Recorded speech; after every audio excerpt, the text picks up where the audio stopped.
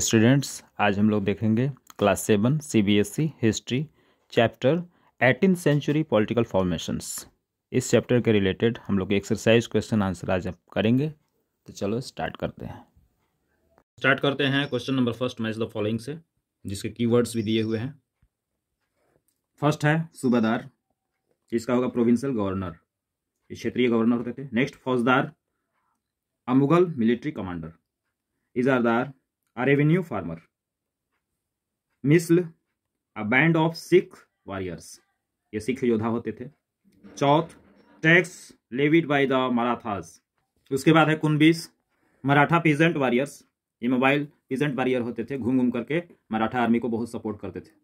Umara, rich people होते थे, इसका होगा हाई नोबल एलिट फैमिली से बिलोंग करते थे। Let's move on the question number 2, fill in the blanks. First, Aurangzeb fought a protected war in the dash, Deccan हो जाएगा इसका।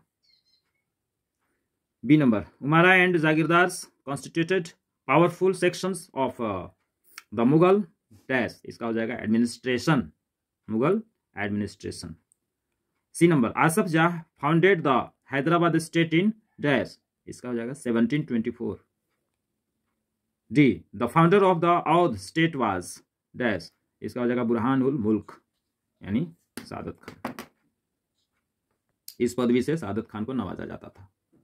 Question number 3, state whether true और फॉल्स। नादिर शाह इन्वेडेड बंगाल, नादिर शाह ने बंगाल पर आक्रमण किया, फॉल्स होगा। Sawai Raja Jai Singh was the ruler of Indore, false होगा। Guru Gobind Singh was the 10th guru of the Sikhs, ये ट्रू होगा। वे 10वें गुरु थे सिखों के, कौन? Guru Gobind Singh. D number, Poona became the capital of the Marathas in the 18th century, true होगा। Question number 4, what were the offices held by Saadat Khan, Saadat Khan किस तरह के ऑफिसेस संभालता था, कार्यालय संभालता था। Answer, the offices of subedari, diwani and faujdari held by Saadat Khan. Saadat Khan के द्वारा कौन सी जिम्मेदारी, कौन सी पोजीशन संभाली जाती थी? तो सूबेदारी, दीवानी और फौजदारी के काम वो संभालता था। Question number 5, why did the Nawabs of Awadh and Bengal try to do away with the jagirdari system, jagirdari system से वे क्यों निकले? Answer, the Nawabs of Awadh and Bengal try to do away with the Jagirdari system because they wanted to put a curb on cheating and also to reduce the Mughal influence in their territories. Central यानी capital में बैठे हुए, दिल्ली में बैठे हुए मुगल बादशाहों के प्रभाव को कम करने के लिए, मुगल बादशाहों के असर को कम करने के लिए उन्होंने ऐसा किया। और दूसरी बात है कि चीटिंग बहुत होती थी, तो धोखाधड़ी को कम करने के लिए, तो धोखाधड़ी जो होती थी उसको कम करने के लिए, कर चुराया जाता था उसको हटाने के लिए इन्होंने इस व्यवस्था को धीरे धीरे समाप्त कर दिया। कौन सी व्यवस्था? जागीरदारी व्यवस्था, jagirdari system. Question number 6, how were the Sikhs organised in the 18th century, 18वीं शताब्दी में सिख कैसे ऑर्गेनाइज हुए?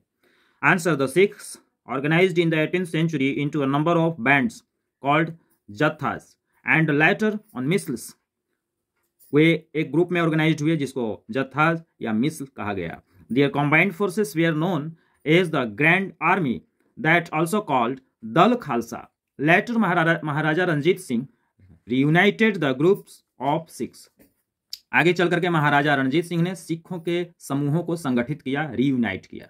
Next question is, why did the Marathas want to expand beyond the Deccan.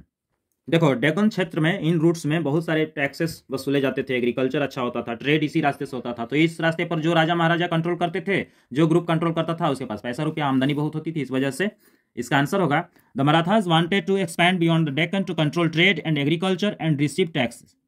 तो टैक्स प्राप्त करने के लिए, व्यापार पर नियंत्रण स्थापित करने के लिए, कृषि खेती बाड़ी से ज्यादा फायदा वसूल करने के लिए इन्होंने डेक्कन पर कब्जा करना चाहते थे। Question number 8, what were the policies adopted by Asaf Jah to strengthen his position, अपने पोजीशन को, अपने पद को मजबूत करने के लिए आसफ जाह ने क्या किया? Asaf Jah bought skilled soldiers and administrators from northern India. He also appointed mansabdars and granted jagirs to strengthen his position. वो नॉर्दर्न इंडिया से, भारत के उत्तरी भाग से विद्वानों को लाया, सैनिकों को लाया, शिक्षित ट्रेनिंग लिए हुए सैनिकों को, वेल ट्रेंड सोल्जर्स को, और उसने मनसबदार को नियुक्त किया, उनको भूमि प्रदान की ताकि उसका पोजीशन दिन पर दिन मजबूत होता चला जाए। Do you think merchants and bankers today have the kinds of influence they had in the 18th century? 18वीं शताब्दी में जो प्रभाव था बैंकर्स का, व्यापारियों सौदागरों का क्या वह प्रभाव अभी भी आज भी बरकरार है? ये क्वेश्चन नंबर 9 में पूछा जा रहा है। इसका आंसर होगा इन the 18th century merchants were provide more loan at higher interest rates. They were more influential than the bankers. 18वीं शताब्दी में मर्चेंट्स लोग अधिक ब्याज पर, बहुत ऊंची ब्याज दर पर, सूद पर लोन प्रोवाइड करते थे, लोन देते थे, लोगों को ऋण या कर्ज उपलब्ध कराते थे और उसका बहुत ही ज़्यादा वसूल करते थे। क्या? सूद यानी ब्याज। But today people prefer transaction with banks. लेकिन आज के समय में लोग महाजनों से, सूदखोर सौदागरों से लोन लेने से, ऋण लेने से बचते हैं। उनसे कर्ज लेने की अपेक्षा वे बैंक से लेन देन करना पसंद करते हैं, बैंक से लोन लेना पसंद करते हैं, बैंक से ट्रांजेक्शन करना यानी लेन देन करना पसंद करते हैं। The banks provide such facilities eight suitable rates. और बैंक उचित दर पर ये सारी सुविधाएं उपलब्ध कराते हैं। स्टूडेंट्स, इस प्रकार से इस चैप्टर के अंतर्गत सारे प्रश्न उत्तर कंप्लीट हुए। आप इसको अपनी कॉपी में नोट कर लेना गुड राइटिंग में और अच्छे से लर्न कर लेना। तब तक के लिए बाय।